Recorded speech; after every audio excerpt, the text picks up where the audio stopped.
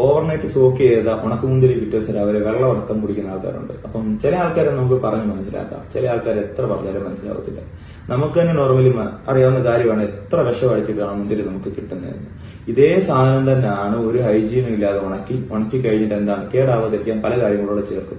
എന്നിട്ടാണ് ഈ സാധനം നമുക്ക് കിട്ടുന്നത്. ഇത് ഡയറക്റ്റ്ലി വെള്ളത്തിനകത്ത് ഇടുക, ഗ്ലാസിനകത്ത് വെള്ളം ഒഴിക്കുക, ഇത് ഒരു 3, 4, 5 ആയിരിക്കും ഇടുന്നത്. എന്നിട്ട് ഇത് രാവിലെ കുടിക്കുക.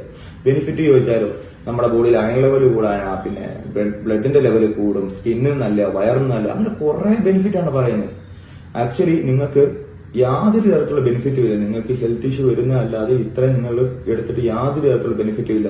പിന്നെ അയണിന്റെ കാര്യമാണെങ്കിൽ നമുക്കൊരു ദിവസം വേണ്ട 13 mg ആണ് വേണ്ടത്. നിങ്ങളൊരു 5, 6 എടുത്തു കഴിഞ്ഞാൽ 0.5 1 mg താഴെ പോലും നിങ്ങൾക്ക് കിട്ടത്തില്ല.